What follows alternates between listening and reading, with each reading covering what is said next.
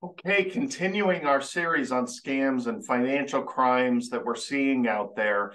The FTC has been wonderful enough to give us just a buffet of great videos and information and statistics on what's actually going on out there. So I'm going to do today on government impersonator scams, because this is tax time that I'm recording this. We're approaching tax deadline right now. So I want to make sure people understand what's going on out there. And we're going to start with a video from the FTC. Scam artists are pretending to be IRS officials to get your money.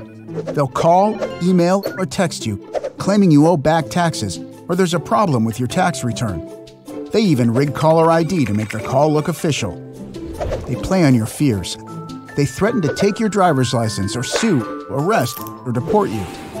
They want you to pay fast. What's the truth? The truth is the IRS's first contact with you will always be a letter in the mail. It's not a phone call, email, or text message.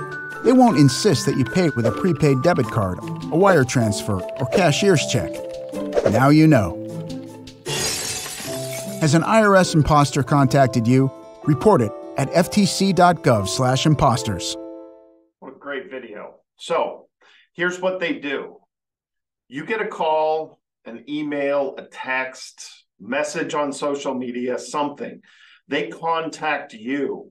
Okay, so that's the first part that you have to be careful of. They say they're from the government.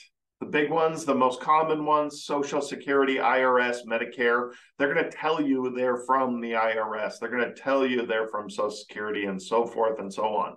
We still see little ones here and there from the National Consumer Protection Agency, maybe your local sheriff's department, even from the FTC. So understand they're going to say they're from the government. They're going to be very convincing. And the key to this is they're going to create a sense of urgency working on your emotions, okay? Things like your Social Security number has been suspended. You need to pay to get it reinstated. You owe back taxes, pay money to get arrested or deported, okay? Share your Medicare number or get to, in order to get your new Medicare card, because your Medicare number has been compromised, and we're going to get that changed for you. So they're going to create this sense of urgency for you, and that's where you got to make sure the bells go off and realize what's going on here. They're trying to get information. They're trying to get money, all right?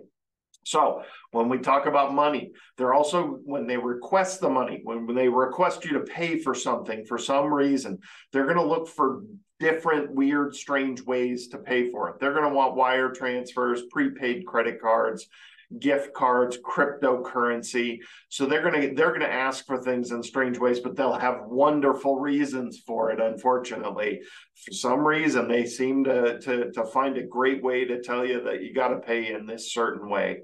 And the reason they do this is because they're able to mask where you're sending that money much easier doing it in these different ways. So it's kind of like sending them cash. We actually had a client that wrapped cash in tinfoil, which is made of aluminum nowadays and doesn't really help with anything, wrapped it in aluminum foil and put it in the mail to California to a P.O. box. So how they get convinced of this, I don't know. People buying gift cards, the cash register people are always warning you, hey, careful with what you're doing there. Make sure you're giving gift cards to friends, not paying for something with gift cards, okay? So how to avoid it? Well, don't send money. If somebody contacts you, don't send money. That's not how we pay our back taxes. That's not how we do things like this.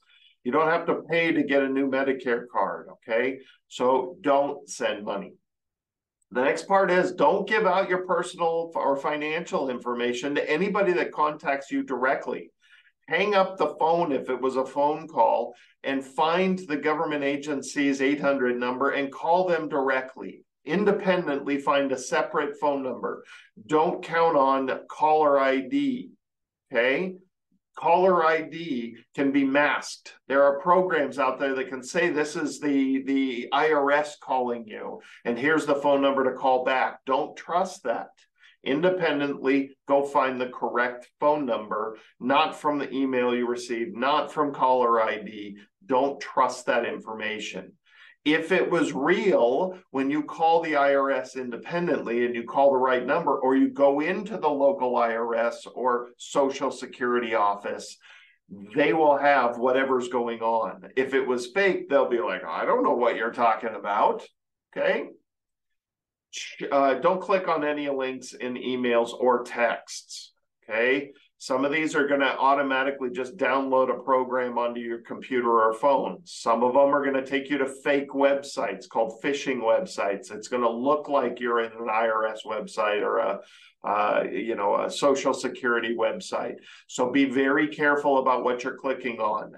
Emails and texts will have links in there where you can click on them and bad things happen rapidly from there. Be very careful. So that's how you avoid. You've got to recognize the urgency that's being created, take a step back and say, well, I don't trust you, so I'm going to go find the phone number for the IRS, for the Social Security office, for Medicare, and I'm going to call back independently. Okay? That if you're on the phone with somebody, that's the best way to handle that. Okay? Don't click on the links. Find the phone number independently. Call them. Find out what's going on. Remember, none of these government agencies are going to contact you over the phone or email or text message out of the blue, okay? They're going to send letters to you in the snail mail first, all right? That's why every time you open your mail, if you see a letter from the IRS, you got to pay attention to it. But still, don't even trust the phone numbers in there. If the IRS sends you a letter and you don't understand it, either contact your local office or call the IRS or Social Security office, okay?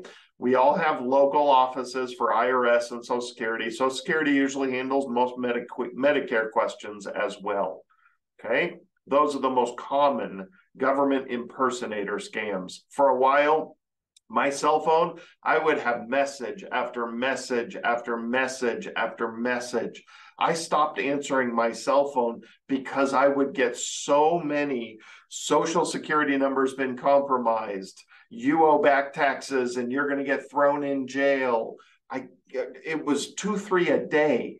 Every day of the week I was getting these calls and messages on my phones. It's incredible how proficient and prolific this is. It's everywhere. So please be careful. If they get you on the phone, they're very good at creating that emotion and creating knee-jerk reactions, and you have to be careful and aware this stuff's going on out there. All right, hopefully that helps. I'm going to keep making sure that I keep everybody up to date on all the stuff that's going on out there. I'm hitting the most common things first, and then I'm going to make you aware of some of the lesser common things, because that's where a lot more people get in trouble, the things we don't know that are going on. So keep up on this series. I'm going to try to create a playlist and just fill it up with lots of these scams and financial crimes that are going on out there, because we need to keep everybody aware. And the FTC was wonderful enough to give us all this wonderful information to help spread. All right. Give us a call, shoot us an email if we can help out in any way. If you haven't liked our videos, subscribe to our channel. This helps us know what you like and want to see, and we will get more of it out there for you. So if we see more interaction on these types of videos, I'll keep producing the topics. Great to see you. Hope to see you soon. Thank you. Bye.